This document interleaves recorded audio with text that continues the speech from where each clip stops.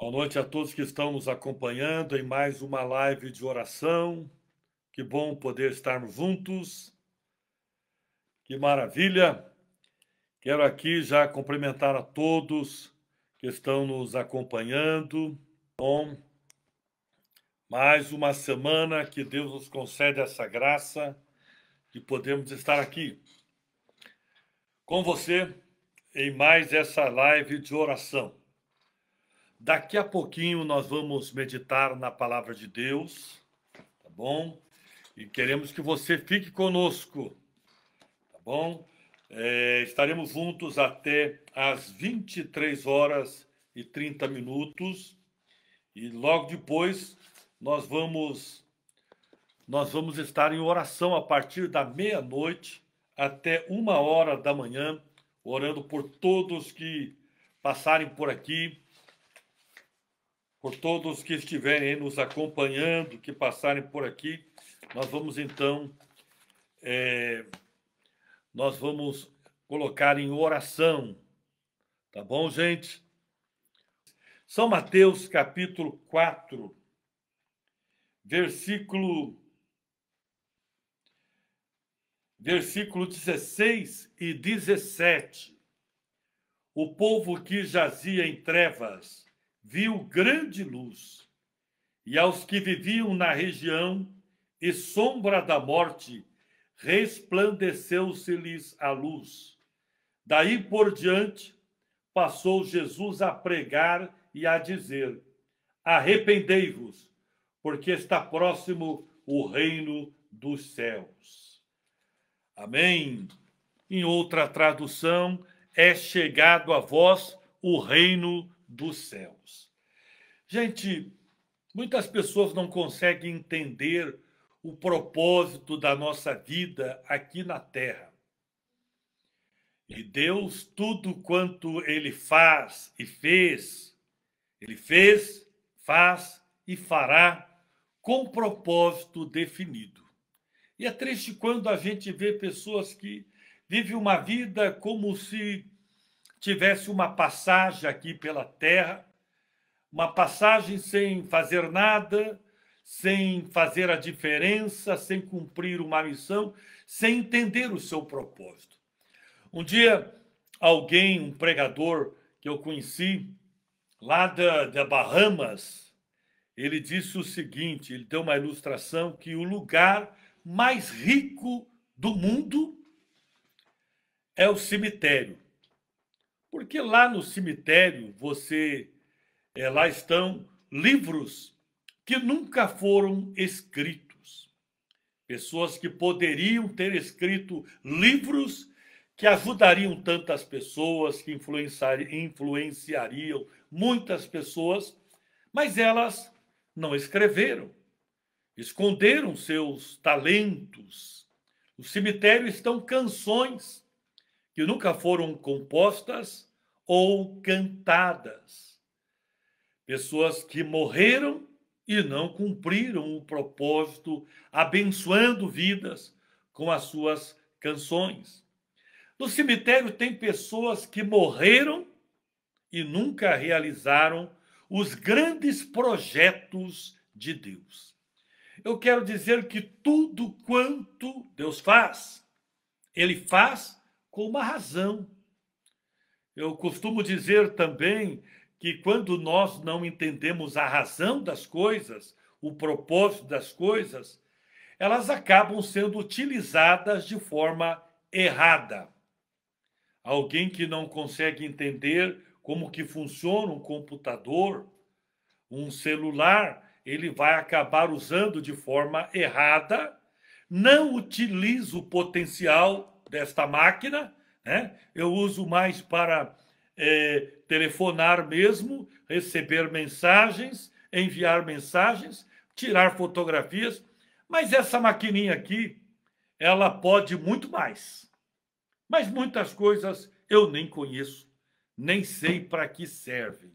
E eu acabo não utilizando. Assim é a nossa vida.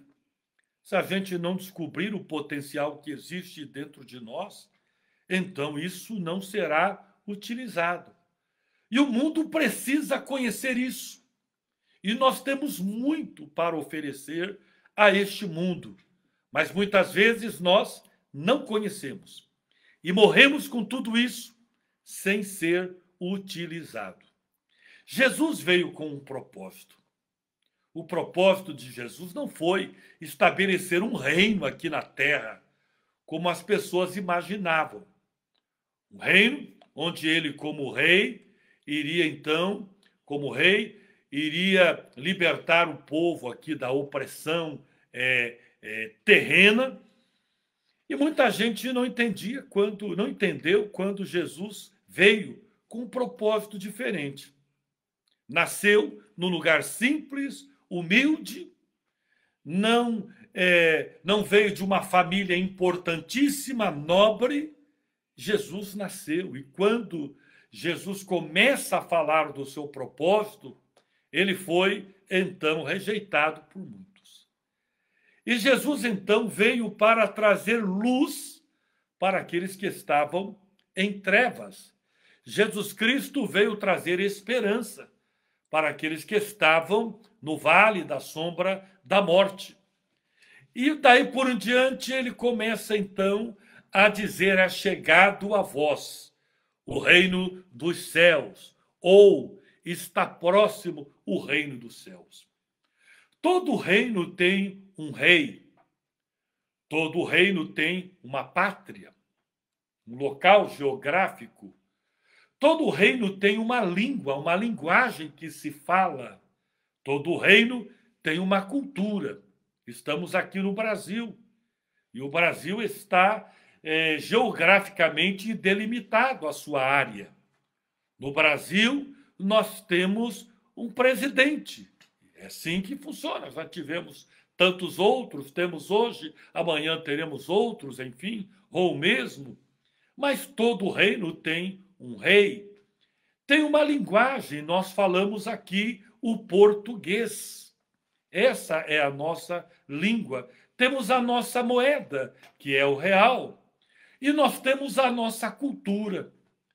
É o que gostamos, o que comemos, enfim, temos toda a nossa cultura diversificada. É um reino. E o reino dos céus não é diferente. Jesus Cristo é o rei. E nós temos uma língua que nós falamos e compreendemos essa língua, a língua do Espírito.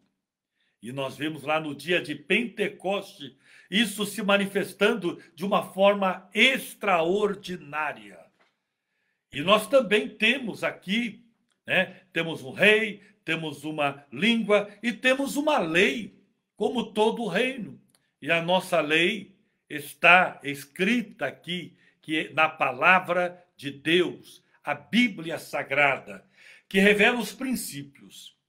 E Jesus Cristo, então, ele vem ensinando a respeito deste reino, ensinando os seus súditos, os seus discípulos, para então ensinarem a outros, e esse reino se espalhar na face da terra. E nós temos essa grande missão. Por isso Jesus disse aos discípulos: vão, pregue o evangelho a toda criatura, batizando-os em nome do Pai, do Filho e do Espírito Santo, ensinando a guardar tudo quanto eu vos tenho ensinado. E eis que eu estou convosco todos os dias. Por isso, meus amados, nós, como embaixadores desse reino, representantes desse reino, carregamos a palavra libertadora. Nós precisamos levar adiante. E precisamos implantar aqui na terra a cultura deste reino, como Jesus fez, tentando implantar a cultura do reino. Quando Pedro, ali pronto, para defender Jesus e cortou a orelha do soldado, Jesus mostrou: não é desta forma, Pedro. E ele guardou a sua espada, e Jesus restaurou aquele soldado. Jesus Cristo ensinou a respeito do perdão. Quantas vezes perdoar? A quem perdoar?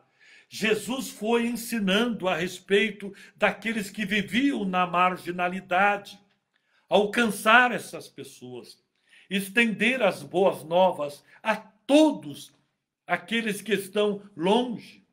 Jesus Cristo ensinou a respeito de Zaqueu, que estava também ali marginalizado, era visto como um ladrão, as pessoas não tinham muita afeição por ele, e Jesus mostrou que veio salvar e buscar todo aquele que estava perdido. E assim é, independente da classe social, se tem muito dinheiro, se não tem, da cor, da raça, ele veio salvar a todos. E nós precisamos implantar a cultura do reino. E a Bíblia diz em Romanos 12, não vos amoldeis aos padrões deste mundo, não vos conformeis com os padrões deste mundo, mas transformai-vos pela renovação do vosso entendimento. Recebemos Jesus na nossa vida. Ele renovou, restaurou, nos deu vida. E o Senhor tem nos ensinado. Enviou o Espírito Santo para nos ensinar e nos dar ousadia, autoridade para ensinar outras pessoas. E a nossa missão. Por isso, gente, quando a gente olha o mundo do jeito que está, a gente é levado a questionar por quê? Será que nós temos ensinado a respeito do reino de Deus? Temos procurado implantar essa cultura do amor, do perdão, da misericórdia, da vida em santidade, em comunhão com Deus, ou não? Temos tratado o mal com o mal, como o mundo assim faz? Como que nós temos nos comportado? Temos sido instrumento de transformação, a luz do mundo ou o sal da terra?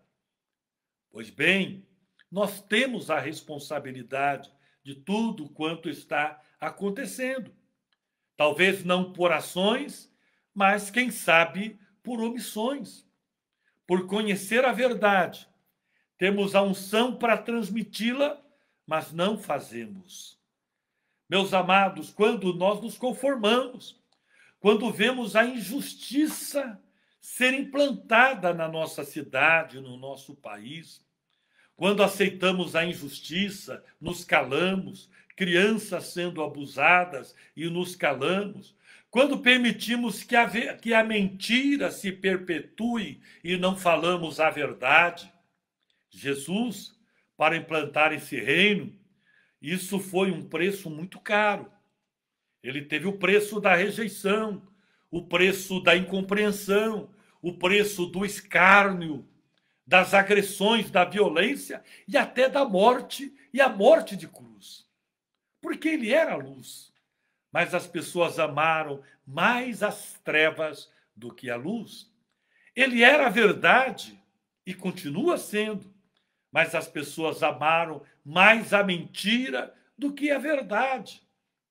Então, amados, a presença de Jesus incomodou a muitas pessoas.